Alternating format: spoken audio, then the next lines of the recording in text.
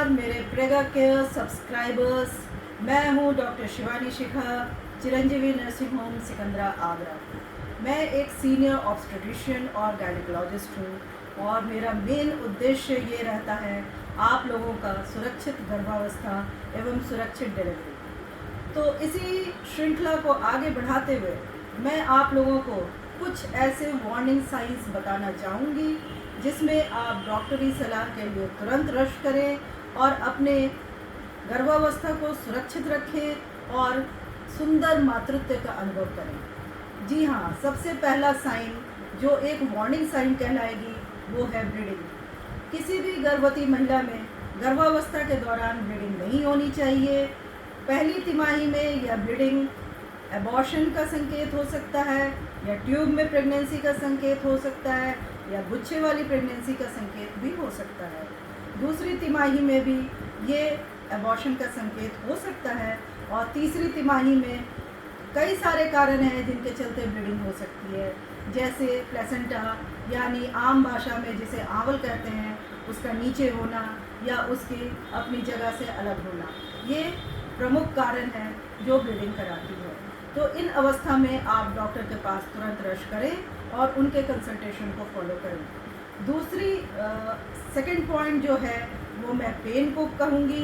किसी भी तरह का एबनॉर्मल पेन, स्पेशली जो नीचे के हिस्से में, पेट के नीचे के हिस्से में होती है, उसमें आपको वार्निंग साइन समझना चाहिए और डॉक्टरी का सलाह लेने के लिए रश करना चाहिए, क्योंकि यह एबॉर्शन का संकेत हो सकता है और ट्यूब में प्रेगनेंसी का संकेत भी हो सकता है।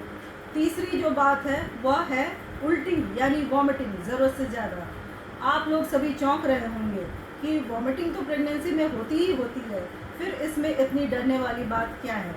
लेकिन अगर दिन भर में 8 से 10 या उससे ज़्यादा वॉमिटिंग होती है तो आपको डॉक्टरी सलाह के लिए तुरंत रश करना चाहिए, क्योंकि इससे हमारा इलेक्ट्रोलाइट, गर्भवती महिला का इलेक्ट्रोलाइट इम्बैलेंस हो जाता है और कई सारी परेशानियां हो सकती है।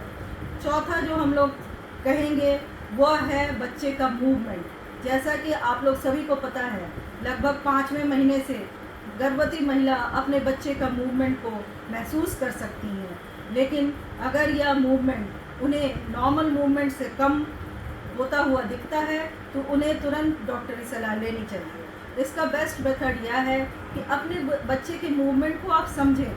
जैसे 3 दिन 4 दिन एक रेस्ट अवस्था में आप नोट करें कि आपका बच्चा का मूवमेंट किस तरह का पैटर्न फॉलो करता है और उस पैटर्न से हटकर कभी आपको लगता है तो हाँ, आप अवश्य डॉक्टरी सलाह के लिए जाएं। चौथी बात यह है फीवर का होना। फीवर कई बार तो एक फ्लू भी होता है, लेकिन कई बार एक सीरियस इंडिकेशन भी हो सकता है, जो कि कई बार गर्भवती महिलाओं को समय से पहले डिलीवरी करा देता है और बच्चे के लिए और माता के लिए एक परेशानी की कारण बन जाती है। उसके बाद जो हम बताएंगे वो है वेजाइनल डिस्चार्ज। प्रेगनेंसी में नॉर्मली तो वाइट कलर डिस्चार्ज होती है जो थोड़ा बढ़ भी जाती है, लेकिन अगर ये डिस्चार्ज में बदबू हो या ब्लड हो या ग्रीन कलर के डिस्चार्ज हो तो यह एक इन्फेक्शन का संकेत है और इसका आपको ट्रीटमेंट अवश्य लेना चाहिए। नहीं तो ये बच्चे में पी प्रॉम यानी pre term premature rupture of membranes कराता है, यानी समय से पहले पानी का लीकिंग कराता है और बच्चा और माँ दोनों के लिए परेशानी का विषय हो सकता है।